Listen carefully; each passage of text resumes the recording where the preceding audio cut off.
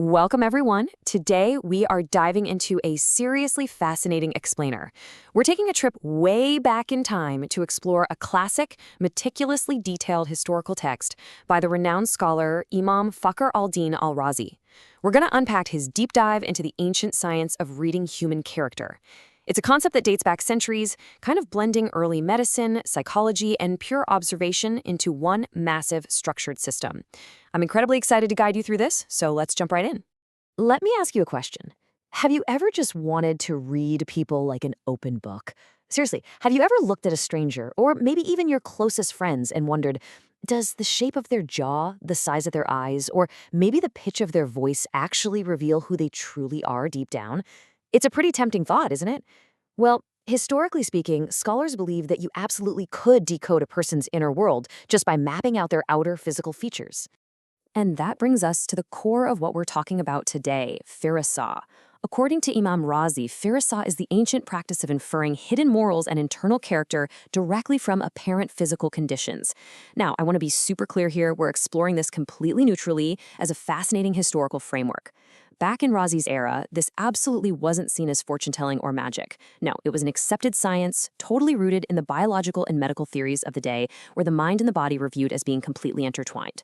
So here's our roadmap for this explainer. First up, what exactly is firasa? Second, the theory of temperaments. Third, animal resemblances. Fourth, secrets of the face and body. And finally, age and environment. Okay, let's dive into this. Section 1. What is firasa? Diagnosing morals. Section 2. The theory of temperaments and internal humors. To figure out how these ancient practitioners diagnosed morals, we really have to look at the foundational medical theory of their time. This was the belief that human beings are completely governed by different combinations of elemental qualities. They called this the theory of the four temperaments. And honestly, they believed these internal humors dictated literally every single human action. Imam Razi connects physical temperature and moisture directly to your personality.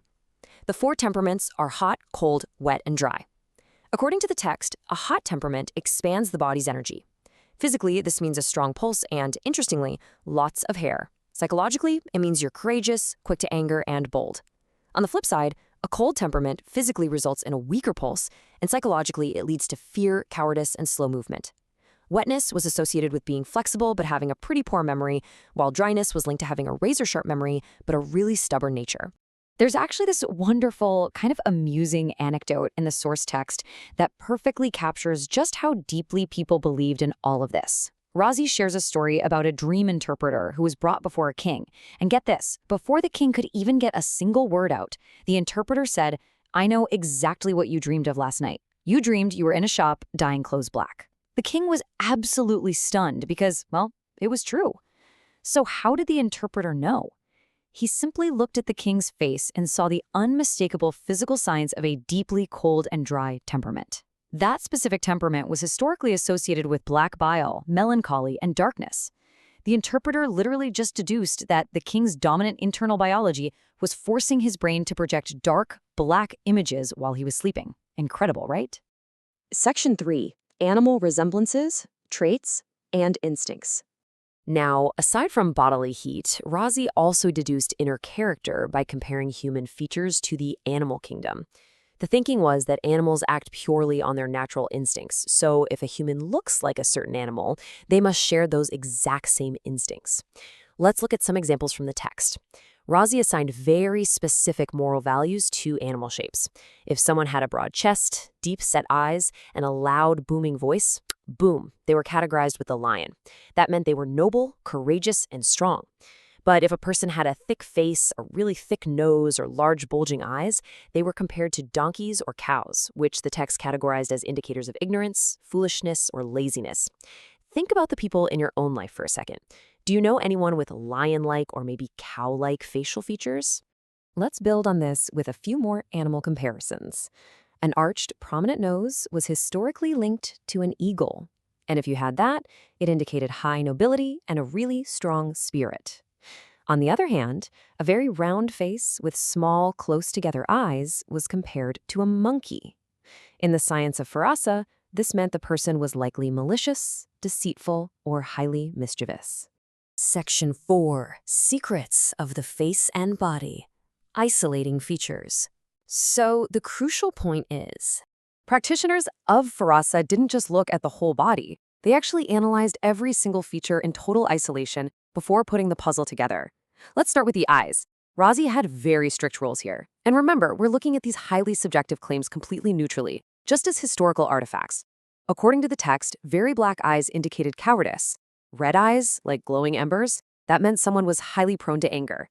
Pale blue or whitish eyes were linked to a cold temperament, meaning foolishness or fear. Interestingly, Razi considered hazel eyes the absolute best, since they represented a perfect, moderate balance. And size mattered too. Massive eyes meant laziness, while deep-set eyes meant you were either incredibly noble or very malicious, completely depending on the rest of your face. Moving right along to the nose and face shape, a flat nose was historically claimed to be a sign of high lust and desire. What about a very thick, fleshy nose? Well, that pointed straight back to our cow comparison, indicating a lack of intelligence. If you had a perfectly round face, Farasa suggested you might just be foolish. But if your face was noticeably long, they claimed you were cheeky and shameless, drawing a direct, literal comparison to the physical shape of a dog.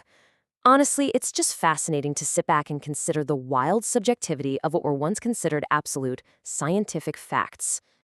Wrapping up our body parts section, Razi carefully documents the connection between vocal tones and head sizes. And the logic here is actually quite structured. A loud, thick voice means your body has high internal heat, which physically expands the vocal cords. And as we learned earlier, heat equals bravery. A thin, reedy voice means coldness, which equals weakness or cowardice. As for the head, a massive head could indicate an excess of fluids, essentially making you lazy. But a very small head meant the brain simply didn't have enough room to operate, indicating weakness or a severe lack of deep thought. Section 5.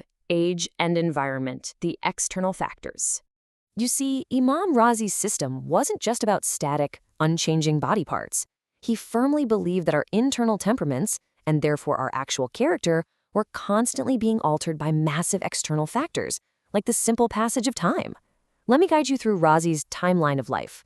He categorized youth as hot and wet. Think of spring, just full of energy, impulsive, and constantly hopeful. Adulthood is when the body supposedly reaches its perfect, ideal balance of heat and moisture, leading to maximum courage and wisdom. But then we get to old age, which is categorized as cold and dry. As the body's natural heat fades, Razi explains that elders naturally become more cautious, cynical, and fearful.